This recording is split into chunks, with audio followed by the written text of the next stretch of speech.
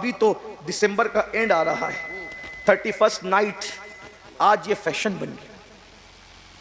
ہمارے نوجوان 31 نائٹ منانے جاتے. پہلی بات تو 31 نائٹ سے ہمارا تعلق کیا ہے؟ نمبر 1، ہم 31 نائٹ منانے والے لوگ نہیں ہیں، ہم تو میلاد مصطفیٰ منانے والے ہیں. کیا بات ہے، کیا بات ہے. ہم تو حضور کی میلاد منانے والے، ہم آخری رات منانے والے لوگ نہیں ہیں، ہم 12ویں رات منانے والے لوگ.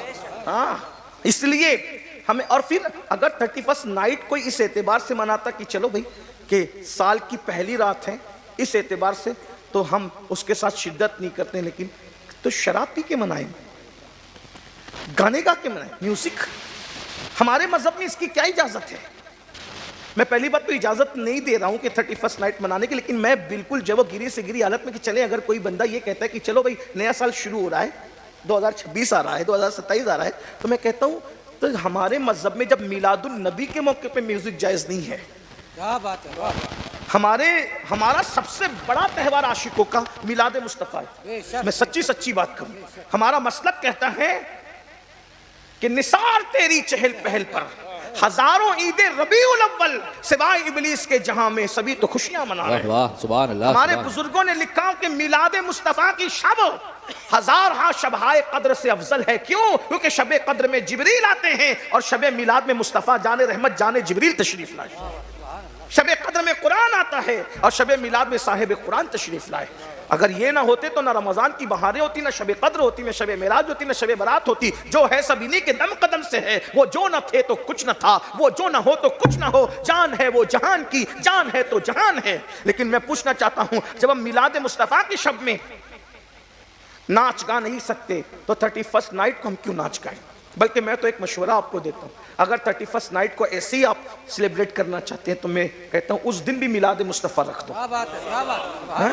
ہم لوگ ایسا کرتے ہیں ممبئی کے آس پاس کرتے ہیں کہ جو نوجوان ناچ گانے میں جانے والے ہوتے ہیں ہم اس میں لمبا جلسہ کر دیتے ہیں تاکہ لوگ اسی میں بیٹھے رہیں. شراب پینے نہ جائیں، شربت عشق مصطفیٰ پئیں.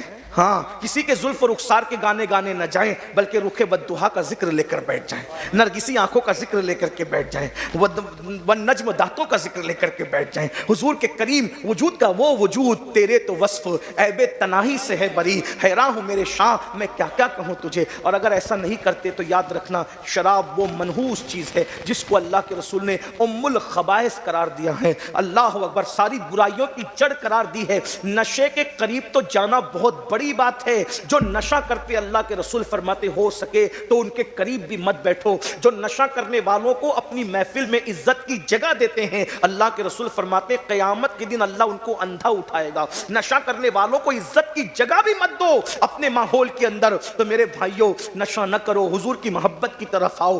31 نائٹ کو ناچنے گانے نہ جاؤ. اگر محفل ہی کرنا ہے حضور علیہ السلام کی میلاد کی محفل کرو، آقا کے ذکر کی محفل کرو. میں تو سوچتا ہوں اگر حضور کے ذکر کی محفل کرو گے تو پورا سال حضور کے ذکر کی برکت سے آپ کا اچھا گزرے گا. کسی بھی چیز کو دین کے کانسیپٹ میں دیکھو، دین کی تصویر میں دیکھو، دین کے آئینے میں دیکھو، دین کے عکس جمیل میں دیکھو. یہاں بھی کامیابی ہوگی، وہاں بھی کامیابی ہوگی. آج مسلمان کہتے ہیں مولانا ہم پریشان ہیں، بہت پریشان، روزی کے لیے پریشان، نوکری کے لیے پریشان، رشتے کے لیے پریشان، اس کے لیے پریشان، اس کے لیے پریشان. میں ایک بات کہتا ہوں، رسول اللہ نے فرمایا جب کوئی مر رہا ہو تو مرنے والے کے سرحانے قرآن بیٹھ کر پڑھو. بس اس پہ بات پوری کر رہا ہوں. موسم سردی کا بھی ہے، ٹائم بھی پورا ہو گیا، مجھے بھی جانا ہے. جب کوئی مر رہا ہو مرنے والے کے سرحانے بیٹھ کے قرآن پڑھو، اللہ اس کی موت کو آسان کر دے گا. ہے نا اپنا عقیدہ؟ اسی لیے جب کوئی دنیا سے جاتا ہے تو ہم اس کے سرانے بیٹھ کے کیا کرتے ہیں؟ سورہ یاسین کی تلاوت کرتے ہیں. رسول اللہ فرما رہے ہیں اچھا مرنے والا قرآن نہیں پڑھ رہا ہے. بہت خاص بات، توجہ ہے نا آپ کی. مرنے والا قرآن نہیں پڑھ رہا ہے. مرنے والا تو بیچارہ پڑا ہوا ہے، وہ بہت مضطرب ہے، بے چین ہے، بے قرار ہے، مال چھوٹ رہا ہے، بیوی چھوٹ رہی ہے، بچے چھوٹ رہے، ٹینشن کتنا ہوگا اس کو سوچئے. پھر روح نکل رہی ہے، اس کی تڑپ پلک. یہاں تک فرمایا جب روح نکلتی ہے تو تکلیف کتنی ہوتی ہے. حضرت عمرو ابن عاص کہتے ہیں ایسا لگتا ہے جیسے زمین اور آسمان کو سمیٹ کر انسان کے سینے پہ رکھ دیا گیا ہو. وزن کا یہ عالم ہوتا ہے. آدمی ناک سے سانس نہیں لے رہا ہے، سوئی کے ناکے سے سانس لے رہا ہے، یہ تکلیف ہوتی ہے. اور ایسا لگتا ہے جیسے ببول کا درخت اس کے جسم کے اندر گھسا دیا گیا ہو اور ایک ایک کانٹا ایک ایک رگ میں چپ گیا ہو. فقی ابو اللہ سمرقندی اس حدیث کو لکھ رہے ہیں عمرو ابن عاص کے حوالے سے. شرح الصدور میں علامہ جلال الدین سیوطی لکھ رہے ہیں حضرت عمرو ابن عاص کے حوالے سے. ذرا غور کیجئے, جو آج قہقہے لگاتے ہیں اور جنہیں موت کا کوئی کھٹکا نہیں ہے, جو سوچتے ہیں کہ جو ہوگا دیکھا جائے گا, ذرا غور تو کیجئے. اللہ اکبر, زمین اور آسمان کے برابر وزن سینے پر لگ رہا ہو, انسان ناک کی بجائے سوئی کے ناکے سے سانس لے رہا ہو, اور جسم کے اندر ببول کا درخت تو گھسا دیا گیا ہو اور ببول کا ایک ایک کانٹا ایک ایک رگ کے اندر گھس گیا ہو, اور کوئی طاقتور انسان نیچے سے کھینچے پیروں کی طرف سے, اس وقت اس کی موت کی تکلیف کیا ہوگی؟ یہ مرتے وقت کی تکلیف ہے. حضرت موسیٰ علیہ السلام کہتے ہیں زندہ بکرے کی کھال ادھیڑی جائے اتنی تکلیف نہیں ہوتی, اس سے زیادہ موت کے وقت تکلیف ہوتی ہے. دوسرے مقام پہ موسیٰ علیہ السلام کہتے ہیں زندہ چڑیا کو اگر سکھ کے اندر ڈال کر کے آگ پر زندہ بھونا جائے تو اس کو کیا تکلیف ہوگی؟ نہ اڑے کے نجات پائے نہ مرے کے نجات پائے, وہ کیسے تڑپے گی اور پھڑپھڑائے گی. اس وقت مرنے والوں کی کیفیت ہوتی ہے. اللہ کے رسول علیہ السلام کا جملہ سن لو, حضور کی حدیث سن لو دل کے کانوں سے اور نقش کر لو دل میں. آقا فرماتے ہیں موت کی تکلیف اور موت کی حقیقت کو میں جانتا ہوں, اور جو اس کی حقیقت کو میں جانتا ہوں اگر میں وہ تمہیں بتا دوں تو تم ایسے پگھلنے لگو جیسے نمک پانی میں پگھلنے لگتا ہے. تم مسکرانا چھوڑ دو, تم کھانا چھوڑ دو, نرم بستر پہ لیٹنا چھوڑ دو, تم سونا چھوڑ دو. اللہ اکبر, تم جنگلوں میں پاگلوں کی طرح پھرنا شروع کر دو. اگر تم کو موت کی حقیقت پتہ چل جائے, اگر مردہ اس کے ہاتھ پیر غیبی طور پہ نہ باندھ دیے جائیں تو مردہ ایسے دوڑے بھاگے جیسے کٹنے والا جانور بے چینی سے تڑپتا ہے, بھاگتا ہے, دوڑتا ہے. مسلمانوں ذرا غور کرو, ایسی موت کہ دنیا کی کوئی مصیبت اس کا مقابلہ نہیں کر سکتی. اللہ کے رسول فرماتے ہیں جب مرنے والوں کے سرہانے تم قرآن پڑھتے ہو تو اللہ اس کی موت کو آسان کر دیتا ہے. کتنی بڑی بات کہی تھی ڈاکٹر اقبال نے, ارے قرآن سے موت سیکھنے والے, کاش کہ تو نے قرآن سے جینا سیکھ لیا ہوتا.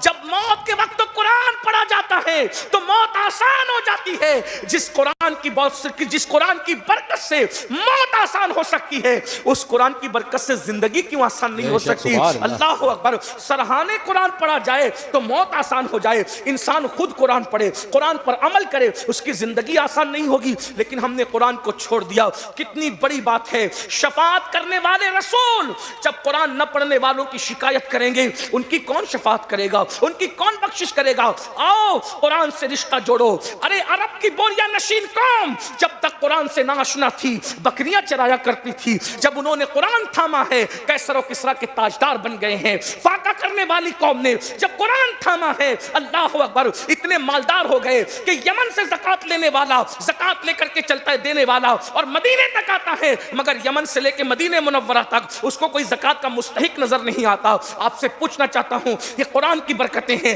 جس قرآن سے جنت مل سکتی ہے, جس قرآن سے خدا ملتا ہے, جس قرآن سے موت آسان ہو سکتی ہے, اس قرآن کی برکت سے کیا دنیا کی مال و دولت نہیں مل سکتا, دنیا کی عزت نہیں مل سکتی, دنیا کا وقار نہیں مل سکتا؟ آؤ اپنے رشتے کو قرآن سے مضبوط کریں اور قرآن اتنا پڑھو.